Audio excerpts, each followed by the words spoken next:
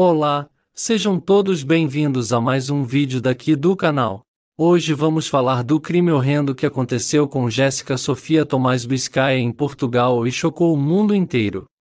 Essa história começa com a mãe de Jéssica Biscaia, menina que na altura teria 3 anos de idade, e a mãe Inês Tomás de 37 anos de idade. Fique até o final para entender como uma simples consulta de bruxaria se transformou em uma das histórias mais perturbadoras e tristes de Setúbal, onde uma criança inocente foi usada como instrumento de cobrança por uma mulher que se dizia capaz de controlar forças sobrenaturais. Inês Tomás, mãe da Jéssica Biscaia, na tentativa de procurar por alguma ajuda para os problemas financeiros e insegurança na relação em que estava com o padrasto da menina, ela contactou uma mulher que se chamava Ana Cristina Pinto, mais conhecida como Tita, e ela alegava ser vidente que oferecia serviços de bruxaria. Tita, para além destas atividades esotéricas, também estava envolvida em tráfico de drogas. A partir do momento que a Tita cruza o caminho da mãe da Jéssica, começa a parte mais obscura desta triste história e as coisas começam a ficar muito tensas e muito assustadoras. Tita, por sua vez, fez uma sessão de bruxaria de acordo com o pedido da mãe da Jéssica. Porém, Inês não tinha capacidade para pagar esta sessão devido aos problemas financeiros que ela enfrentava na altura. A proposta de Tita parecia a solução para todos os problemas de Inês, um poderoso feitiço de amarração amorosa que garantiria que Paulo jamais a abandonaria.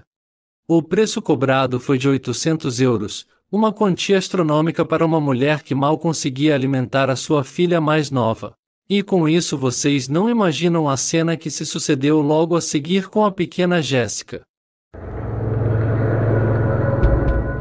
A Tita sugeriu algo bem estranho. Sugeriu que a Jéssica Biscaia ficasse lá em casa da família como forma de pagamento desta dívida, proposta essa sendo aceite pela mãe da pequena Jéssica. Então a menina de apenas 3 anos iria ficar com a família Montes, uma família que não conhecia até que a mãe conseguisse pagar esta dívida à vidente. Agora a grande pergunta que não quer calar é como é que uma mãe permite que a filha fique na casa de desconhecidos para ela conseguir pagar uma dívida?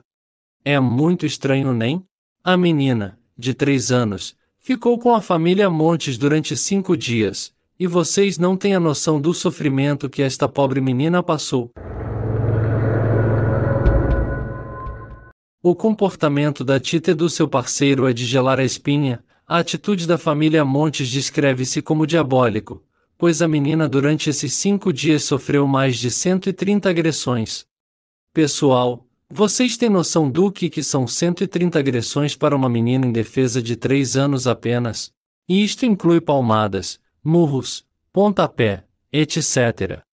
Jéssica também sofreu queimaduras realmente graves, pois eles derramaram líquido sobre o rosto dela para piorar ainda mais a dor desta menina de apenas 3 anos, ressalto.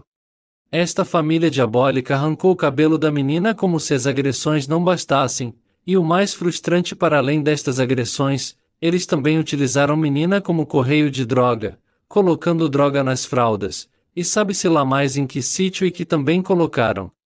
O seu corpo apresentava mais de 130 ferimentos, incluindo marcas de agressões brutais, hematomas por todo o corpo, e sinais de tortura que chocaram até mesmo os médicos mais profissionais e experientes.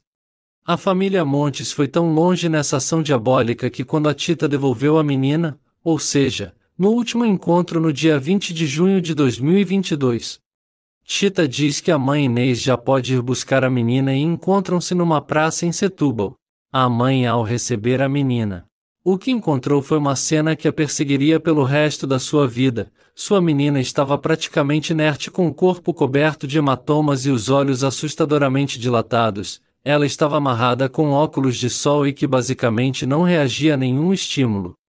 Os hematomas, as queimaduras eram visíveis, e a criança parecia estar em estado de choque.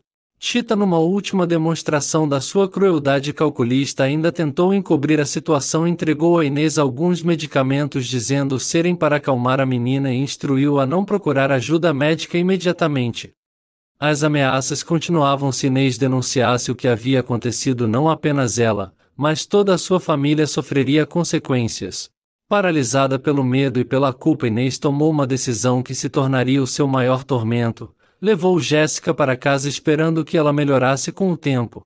Chegando à residência que dividia com o seu companheiro Paulo, Amâncio tentou explicar o estado da filha com uma história mal elaborada sobre uma queda na creche e mencionou um suposto medicamento chamado Atarax que justificaria o estado letárgico da criança.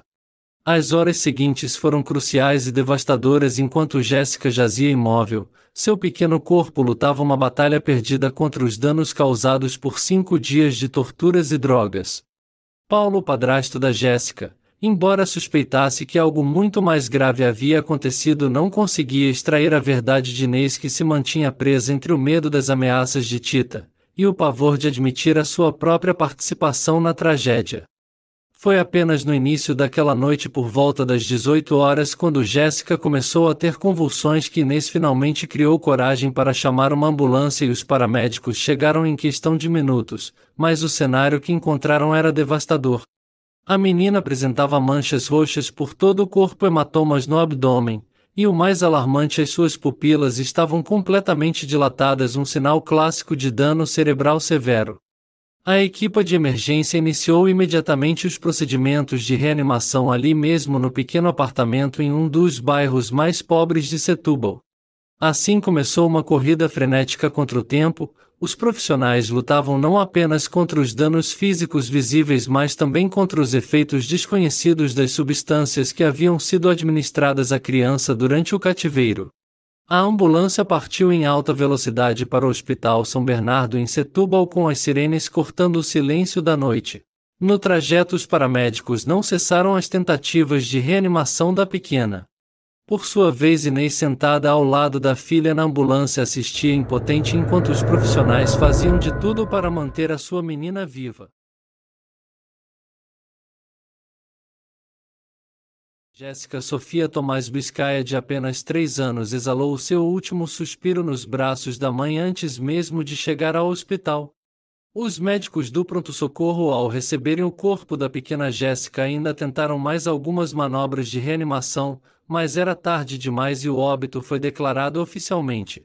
Uma equipe médica experiente, acostumada a lidar com tragédias diárias, não pôde conter as lágrimas ao constatar os mais de 57 sinais visíveis de agressão no corpo da menina.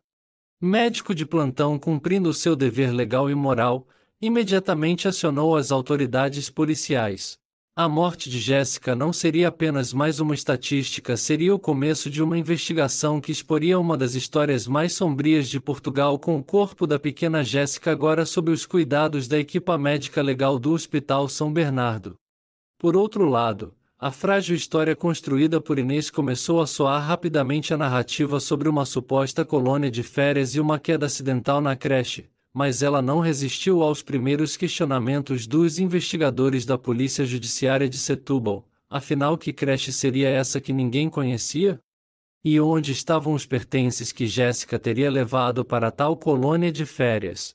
Os detetives, ao visitarem o apartamento onde Inês e Paulo viviam, notaram algo estranho. Não havia sequer vestígios da existência de uma criança naquela casa, nenhuma foto, nenhum brinquedo, nenhuma roupa.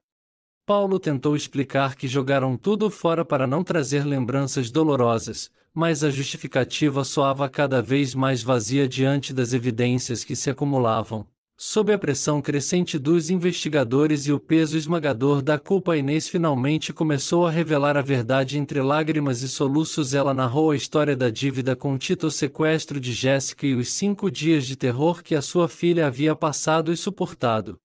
Cada detalhe que ela dava tornava o caso ainda mais chocante. Os investigadores mal podiam acreditar que tudo havia começado por causa de um suposto trabalho espiritual no valor de 800 euros.